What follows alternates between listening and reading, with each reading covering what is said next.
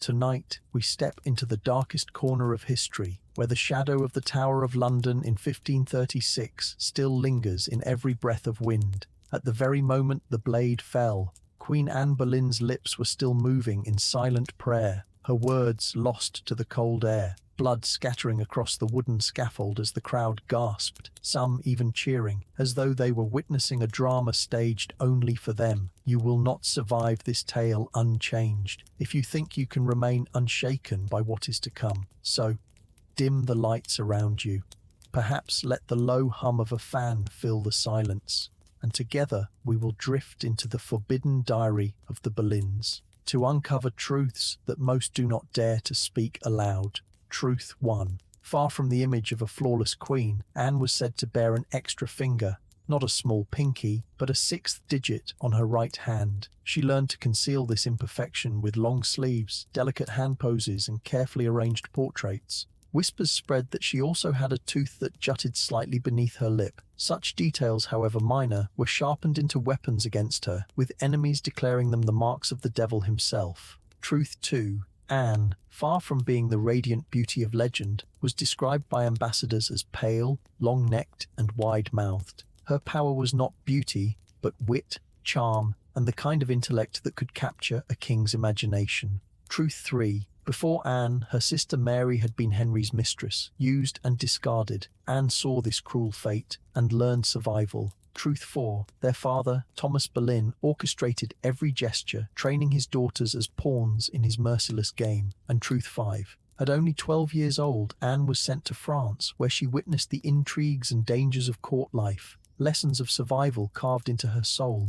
At the French court of Francis I, Anne Boleyn's eyes opened to a world both glittering and perilous. She saw women displayed like jewels, adored one day, discarded the next, their fragile power vanishing as quickly as their beauty.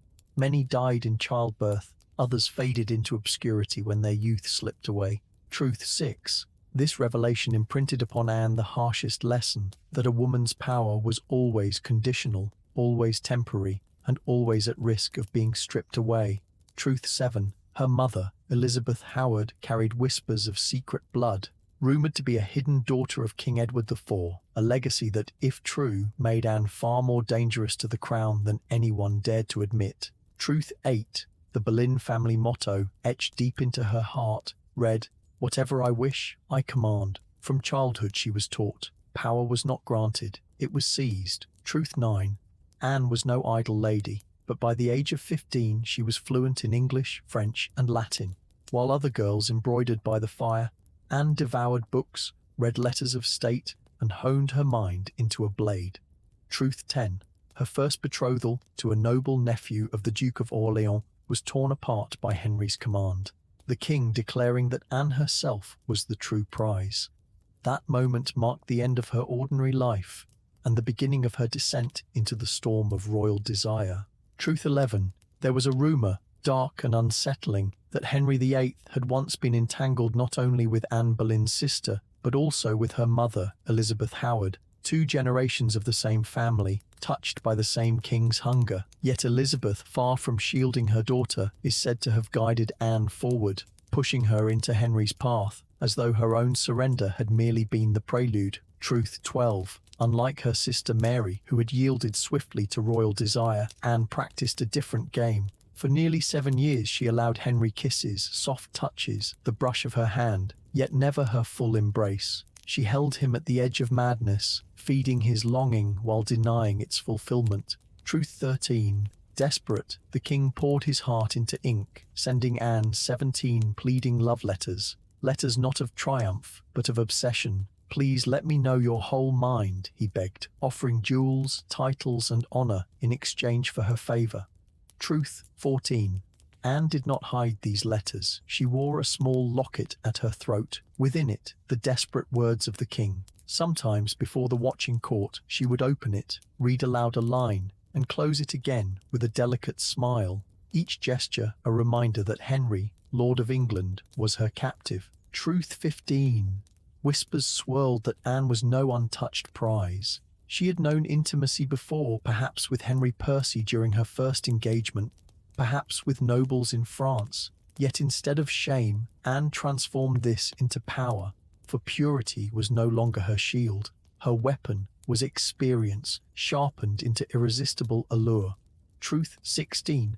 Henry did not merely change his wife, he changed his kingdom. To take Anne as queen, he severed England's bond with Rome, broke 600 years of Catholic tradition, and declared himself head of the Church of England. Anne became the spark of a religious revolution, not hidden behind curtains, but standing at the very centre, pulling the strings of reform.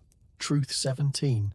Pope Clement himself raged in fury, calling her concubine, harlot, and heretic, urging princes of Europe to rise against the woman who had defiled the throne of England. Anne was not only excommunicated, but marked for death by the Church, as though her very existence was a crime. Truth 18.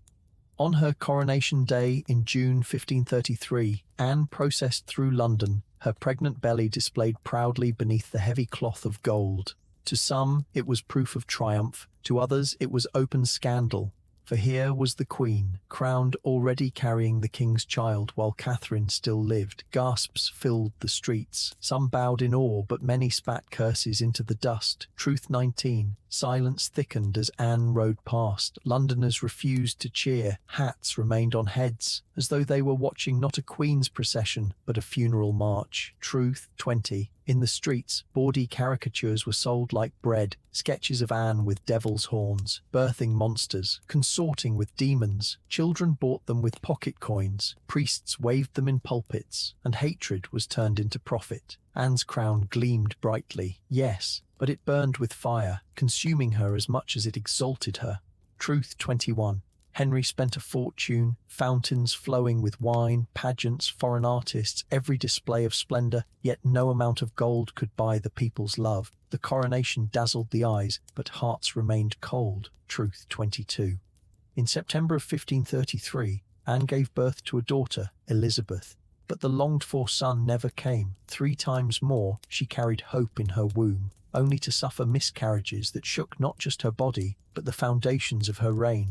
Every failure was recorded by physicians, whispered through the court, dispatched to foreign ambassadors. Her very belly became England's political stage. Truth 23. In January of 1536, the miscarriage was especially cruel. A malformed male fetus, twisted, with extra limbs. To many, it was a sign of God's judgment, proof that Anne's marriage was cursed. Henry looked on the tiny broken form, and saw not loss, but condemnation. Truth 24.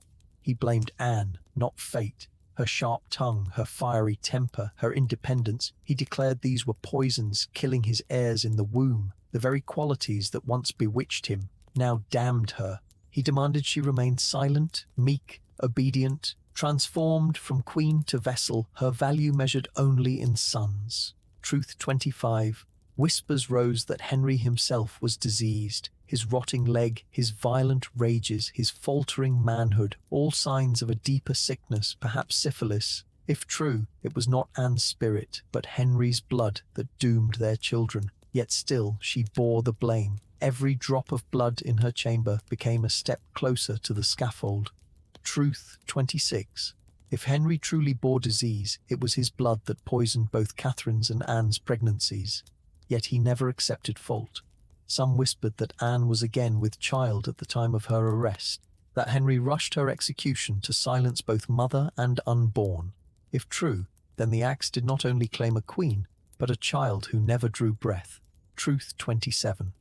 In her household, ladies-in-waiting whispered, courtiers dallied, enemies painted it as a den of debauchery. Anne's circle, once filled with musicians and poets, was recast as a brothel of noble sin. Truth 28. Even her jester, Will Somers, dared to mock Henry in her presence, jesting of his swollen belly, his impotence, his decline.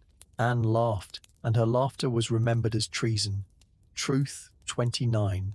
Soon came the darkest accusations, that Anne had betrayed her king with 5 men, secret handkerchiefs, coded signs, midnight meetings, a tale woven from air. The charges stacked high, yet each detail cracked under scrutiny. Times and places that could not have been, lovers accused who were far away. Still, it was enough. Truth 30. The stage was set.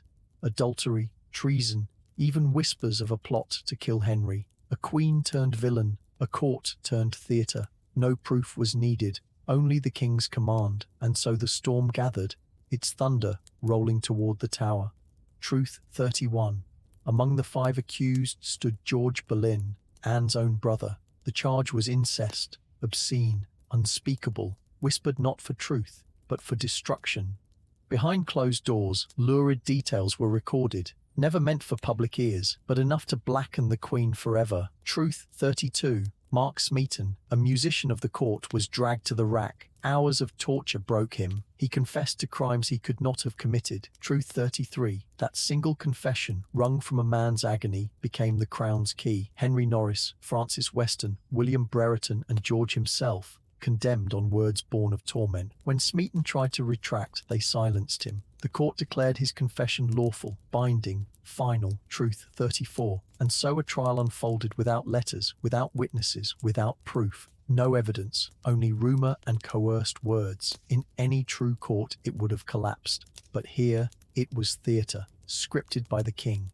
Truth 35. Even before the first accusation was read, Jane Seymour was already being fitted for gowns, draped in jewels, granted apartments. Henry's heart had shifted, his mind had settled. Anne's death was not a verdict. It was a plan, written long before the axe was raised. Truth 36. Anne was brought to trial in the Great Hall of the Tower, the very place where she had once been crowned. Glory turned to humiliation, banners unchanged, faces familiar, yet the verdict already written. Truth 37. The day before her own death, she was forced to watch her brother George led to the block. From her window, she saw the blade fall, saw blood seep into the scaffold's wood, a vision that became her living nightmare. Truth 38. She was not locked in a dungeon, but in the very chambers prepared for her coronation, walls that now echoed with the sound of carpenters erecting her scaffold outside. She listened to the saws, to the hammers, and knew they built her grave. Truth 39. Her attendants were no comfort, but spies, Lady Kingston and others who had once served Catherine, reporting her every sigh, every word, back to court. Truth 40. She asked them again and again, would the sword be sharp? Would the pain be swift? Or would her neck resist the blow?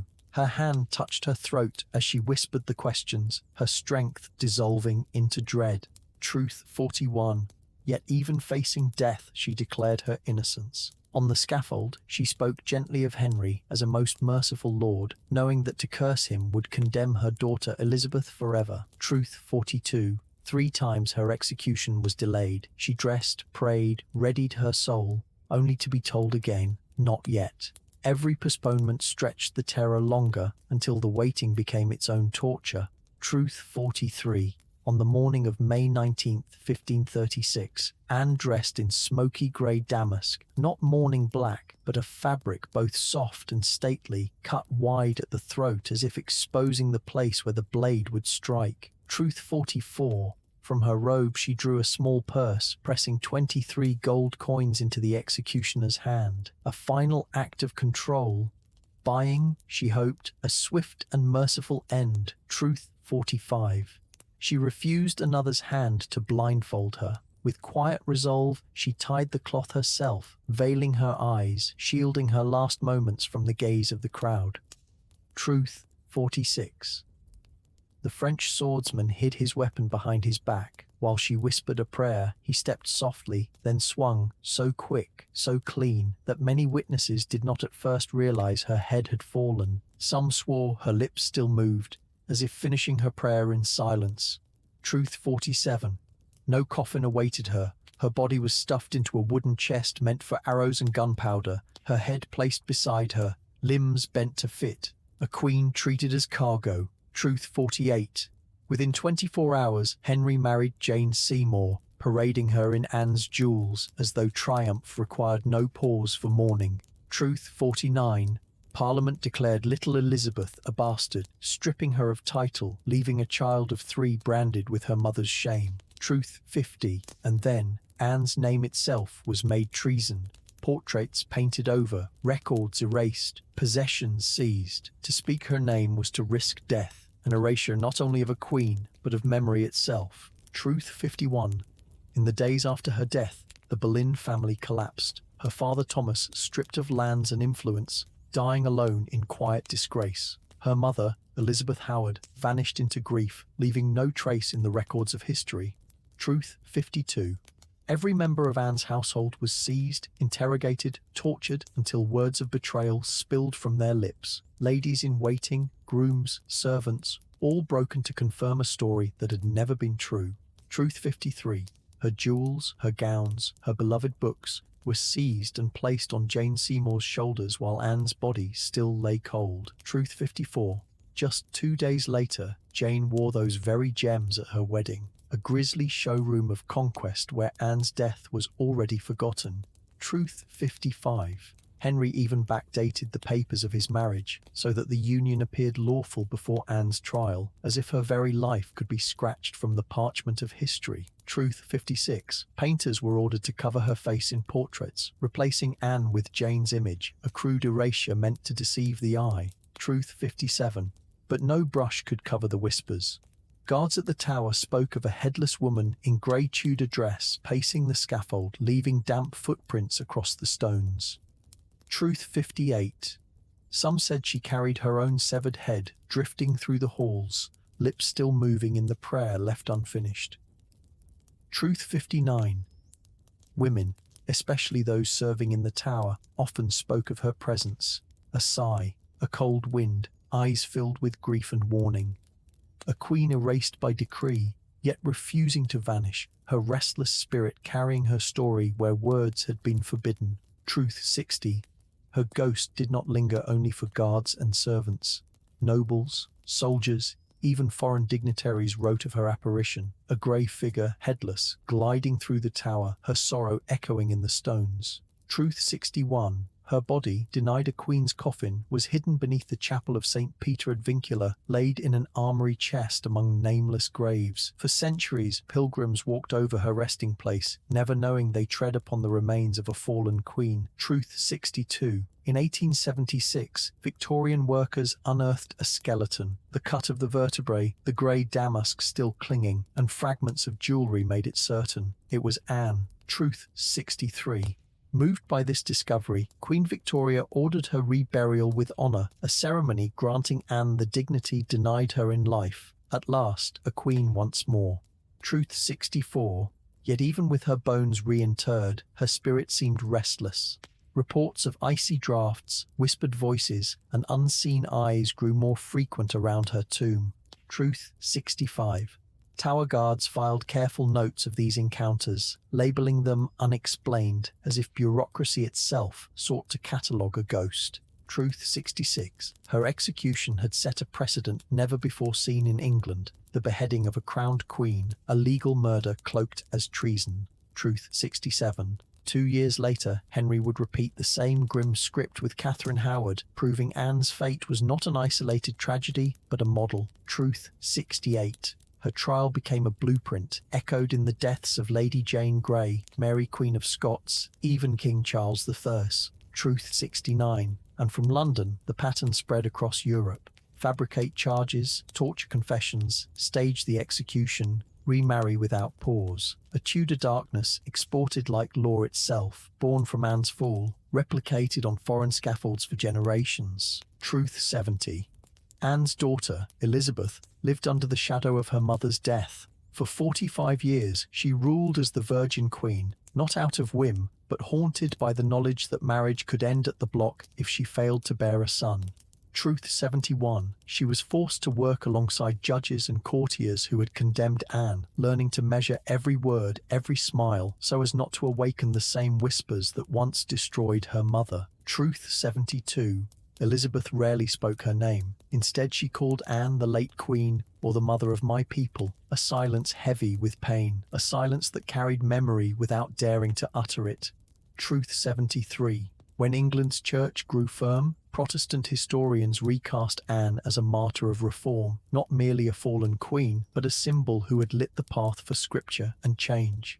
Truth 74. Across Catholic Europe, however, her image blackened. Pamphlets and church art painted her with horns, as a witch, as a corrupter of faith, bound for eternal flames. Truth 75.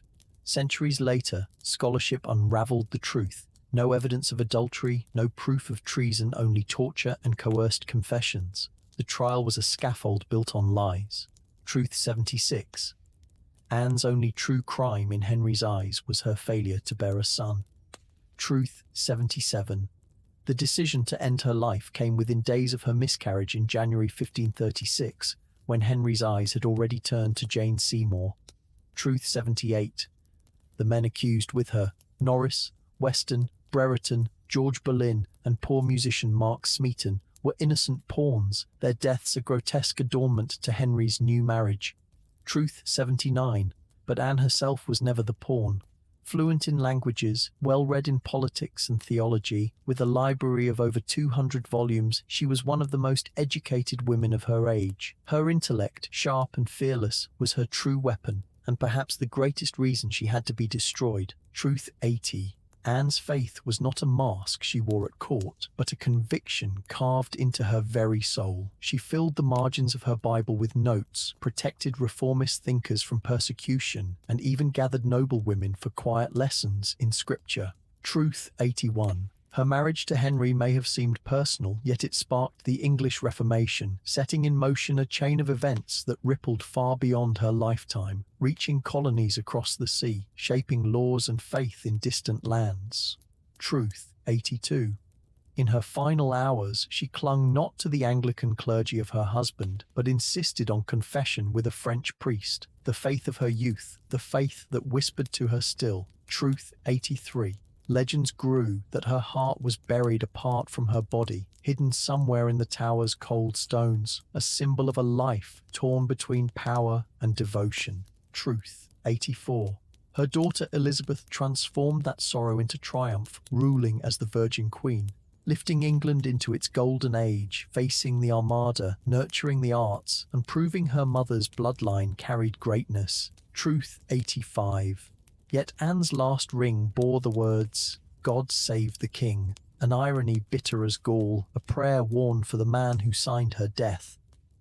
Truth 86. Her coronation had been staged on Whitsunday, a holy day, meant to show divine favour, yet condemned by Catholics as blasphemy, proof of her defiance against Rome. Truth 87. Henry spent more to stage her execution than her coronation, importing the French swordsman, erecting the scaffold, and dressing the act as theatre. Justice turned into performance. Truth 88. Her coronation parade, though costly and long, was met with silence from Londoners, a silence heavier than any shout, proof that love could not be bought with fountains of wine or golden canopies. Truth 89. She was the first English queen to face public execution, her blood marking a precedent that would haunt every royal woman after her, proof that a crown could not shield against the sword when love curdled into fury. Truth 90. The French sword that severed Anne's head still rests in the Tower of London, no longer feared but displayed as a relic, a tourist's trinket, a blade once soaked in a queen's blood, now reduced to a prop for photographs. Truth 91. Some whisper that Anne suffered not 3 miscarriages, but as many as 5, each concealed in silence, each hidden from court physicians, her pain buried beneath layers of velvet gowns, her tears smothered so Elizabeth's place would not be further endangered. Truth 92. Fragments of her poetry survive, faint but clear verses that reveal a woman of wit, of rhythm, of deep metaphor, a poetess whose words might have joined the canon had her voice not been silenced. Truth 93. Her wedding ring bore the words, "God save the King," a prayer engraved in metal, a prayer for the very man who condemned her, a cruel irony she carried until her death. Truth 94.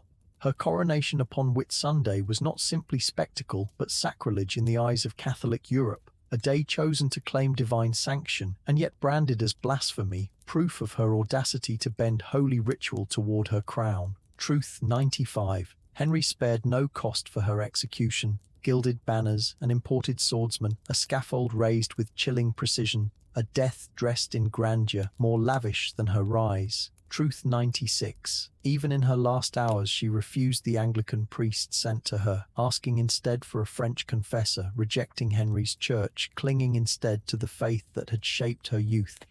Truth 97. Legends say her heart was taken from her body and buried apart, hidden within the tower's stones, a final symbol of division between queen and traitor, between body and spirit, between power and love. Truth 98. They say Anne's ghost returned not to haunt her enemies, but to warn Catherine Howard, Henry's fifth wife, of the fate awaiting any queen who failed him. A headless shadow at night, whispering through stone halls, a warning more chilling than any sermon. Truth 99. From her left hand flowed another mark against her. For in those days, left-handedness was branded a devil's trait. Coupled with whispers of an extra finger and her refusal to bow meekly, these quirks became fuel for charges of witchcraft, proof for those eager to condemn her. Truth 100. And yet, even in her smallest gestures, she changed England. At her table, she introduced the fork, a foreign delicacy from France. Where fingers once tore bread and meat, Anne lifted a slender, two-pronged tool. Nobles mocked, priests condemned it as vanity, but within seasons it spread, another symbol of how even her simplest habits became battlegrounds. Truth 101. At the very end, with the sword hidden behind her, she whispered her last prayer, not in English nor French, but in Latin. Jesu, receive my soul. A scholar's tongue, a martyr's cry, a final act of defiance. With that breath, Anne left not as witch nor harlot, but as a woman of faith, dignity, and unbroken will.